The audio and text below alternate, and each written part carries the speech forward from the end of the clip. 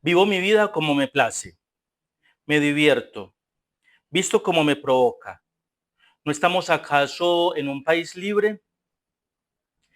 Estas palabras, estampadas en uno de los diseños de la Red Popular Trans para hacer memoria, son las palabras de Fanny García, palabras que fueron registradas el 18 de abril de 1969 en el periódico Sucesos Sensacionales.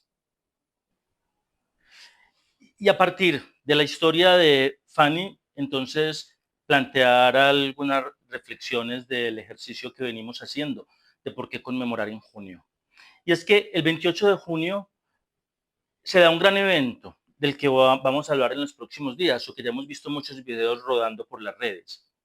Pero lo que me interesa proponerles es que lo que conmemoramos en junio no empezó el 28 de junio de 1969 y tampoco empezó en el norte. Desde muchos lugares y en concreto en nuestro país se venían dando revoluciones, se venían dando luchas, se venían dando revueltas individuales o en pequeños grupos en los centros de las ciudades. Y Fanny García es un ejemplo de esto. El discurso de Fanny García es de 1969, incluso antes de los eventos del 28 de junio de aquel año. No teníamos todavía una constitución que hablara del libre desarrollo de la personalidad. No teníamos una corte constitucional como sala independiente velando por el control de la democracia para hablar en nombre de las minorías que viven bajo la dictadura de las mayorías. Y tampoco estaban las corporaciones colectivas y ONGs convocando y trabajando desde el activismo para el reconocimiento de derechos. Fanny García, con su manifiesto, estaba diciendo por qué se le exigía lo que no tendría que hacerse si estábamos en un país libre. Bueno, ¿y quién era Fanny?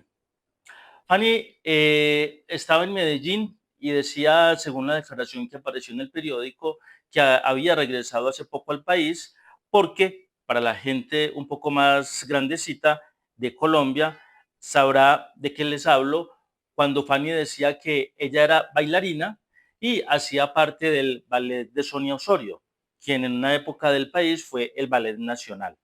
Y por eso viajaba por diferentes partes del mundo y cuando fue detenida, en el bolso se le encontraron fotos como las que podemos observar aquí, que hablan de la vida que llevaba.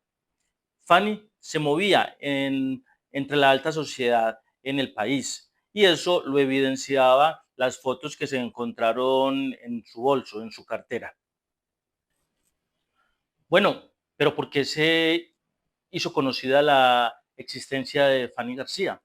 Resulta que Fanny salió a una zona del occidente de la ciudad de Medellín con unos nuevos conocidos, se fueron a departir cerca de la floresta y cuando se procedía a hacer el pago de lo que habían consumido, ella vio que se le estaba irrespetando, que se le estaba queriendo asaltar en su buena fe y entonces se comunica con la permanencia norte en la ciudad de Medellín. La permanencia norte queda en la UPJ, era la permanencia del norte que queda junto a lo que conocemos hoy como el Parque de la Resistencia en la ciudad de Medellín. Ella se comunica, es atendida, llevada a la permanencia para poner el denuncio, pero allá se observa algo extraño en su expresión de género y se hace algo que se acostumbraba a hacer en todas estas personas que registramos en homosexuales y travestis y que aparecieron en sucesos sensacionales, y era que quienes asumían una expresión de género femenina eran despojadas de esa identidad, eran llevadas allá, se les quitaba las ropas y se les ponía una ropa que era la que la autoridad consideraba que era la que debía utilizar. Recordemos la relación con lo que les planteaba, retomando las palabras de Virginia Woolf, lo que vemos son vestidos, a partir de ahí nos relacionamos, independiente o no necesariamente que coincidan con lo que se espera socialmente con el sexo que está oculto, el sexo biológico.